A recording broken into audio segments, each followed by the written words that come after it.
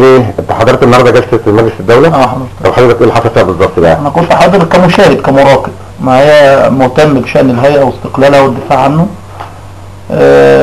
ووجدت جدية من وتمثيل حقيقي للهيئة والدفاع عنها وعن استقلالها من الزملاء الحاضرين، وعلى رأسهم رفيق بيه الشريف وأحمد بيه لطفي وكان سلامة بيه هنداوي وباقي الزملاء الحاضرين. والناس ديت أدت وجهة النظر الحقيقية للهيئة كهيئة قضائية مستقلة وعدم جواز التدخل في شؤونها، واخد بال حضرتك، من أي جهة إدارية أو حتى من المحكمة نفسها الطلب ده في غير محله.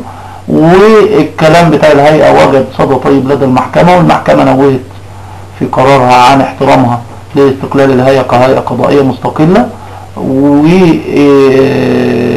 وتصدت هي بقى بنفسها ان هي تلجأ اقول لحضرتك ان هي النهارده يعتبر عدلت عن قرارها بتكليف الهيئة بتقديم هذا، واعتبرت ان ده واخد بال حضرتك من صميم عمل الهيئة القيام بهذا الطعن، الا انها ليطمئن قلبها او عملا بالدور الايجابي او حفظ لماء وجهها انها تخرج من هذا المأزق، بدليل انها تأخرت في عقد الجلسة حوالي ساعتين تقريبا عن ميعادها الطبيعي، واخد بال حضرتك، في مداولات مستمرة لتجد وسيلة لتخرج بها من هذا المأزق اللي وضعت به نفسها. فلم تجد الا ان هي تقوم المحكمة بنفسها بمخاطبة رئاسة الجمهورية. احنا قلنا مش هنعد، وان ده شأن من شؤوننا كهيئة قضائية مستقلة، واخد بال حضرتك. فهذا القرار من المحكمة يعتبر عدولا عن قرارها السابق بتكليف هيئة قضاء الدولة بتقديم تمام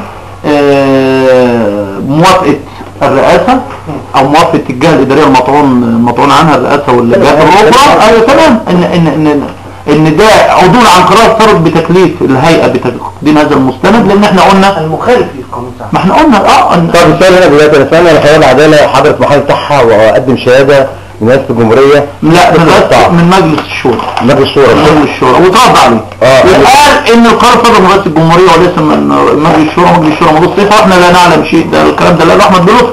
جماعه انا لم اقف ولم احضر في الجلسه مع الزملاء، انا كنت قاعد في الغرفه الخلفيه بشاهد ما يتم، وعرضت على البواب وقلت لهم معايا بس الكلام ما ينفعش للنشر، مش هينفع معايا ولا مش معايا.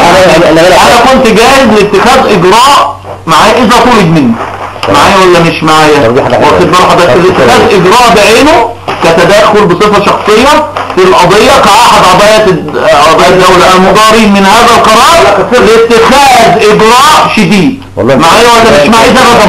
ده مقام معايا ولا مش معايا؟ وطلب مني قيل ان المحكمة اذا لم تستجب لهذا القرار سيتم التأجيل طبعا للقرار السابق، معايا ولا مش معايا؟ ففي هذه الحالة سنتخذ هذه الاجراءات الرابعة، معايا ولا مش معايا؟ انما المحكمة احنا شفنا ان هي اقتنعت بدفاع الهيئة وبموقفها القوي، وان هي النيابة تختلف عن الوكالة او عن وان ده شأن من شؤوننا الداخلية لا يجوز لهم ان هم يطلبونا ان احنا نفصح عنه او ان احنا نقدمه، واخد بالكم ده تدخل في شأن الهيئة كهيئة قضائية مستقلة. المحكمة اعرضت عن احترامها لهيئة قضايا الدولة كهيئة قضائية مستقلة، معايا ولا مش معايا؟ وانما لما كان هي كلفتنا بقرار معين وفي سبيل استبيان وجه الحق او الحقيقة ردا على احد الدفاع المبداه من بعض الخصوم، واخد بال حضرتك، واذا تقاعدت الهيئة عن تقديم هذا الشأن المحكمة تتصدى، واخد بال حضرتك. المحكمة طلعت ايه جوابات؟ المحكمة هي اللي ستخاطب بالمحكمة بنفسها، تخاطب الرئاسة مباشرة لتستوضح هذا الامر، واخد بال حضرتك، خروجا انا شايف تفسير هذا الا خروج من المأزق اللي وضعت نفسها. العطا خبير لما يا سيد احنا قلنا دلوقتي الطعن دوت عاجل والفصل فيه يقتضي على وجه السرعة، لان فيه مراكز قانونية واخد بال حضرتك غير مستقرة او متوقفة على البت في هذا الحكم او مبادئ معينة. 14/4 اللي جاي 14/4 والمحكمة قالت كده انا هخاطب انا انا كمحكمة ده اعمالا بدور الايجاري او ده شأن من شؤون المحكمة، شأن من شؤون المحكمة ليطمئن قلبها في الفصل في القضية. ده ده شأن مش هتدخل يعني انت مش هتدخل شؤون قضايا الدولة معايا، مش هكلفكم بحاجة معايا ولا مش، بس انا هخاطب الرئاسة اقول لهم النبي يذبح احتمال ليطمئن قلبي، انا ده معنى الكلام. هخاطب الرئاسة واقول لا او المطعون ضدهم اقول لهم النبي يقولوا لنا انتم موافقين على الطعن في قضايا الدولة ولا لا، ده حاجة داخلية من المحكمة ولا لا، واذا ما ردوش يعتبر ده موافق. طب ماشي، اذا ما ردوش يعتبر ده موافق. طبعا ده قانون سكسونة، بس انا شايف ان هو خروج من المأزق اللي هم وضعوا نفسهم. عندك سؤال يا باشا التعرضين لحضرة الجلسة؟ هل ممثلين هيئة الدولة يعني الحاضرين دافعوا عن استقلال الهيئة على افضل ما يكون وما يرضي ضميرك وما يرضي كعضو هيئة قضائية مستقلة طبقا للدستور قبل القانون؟ تمام.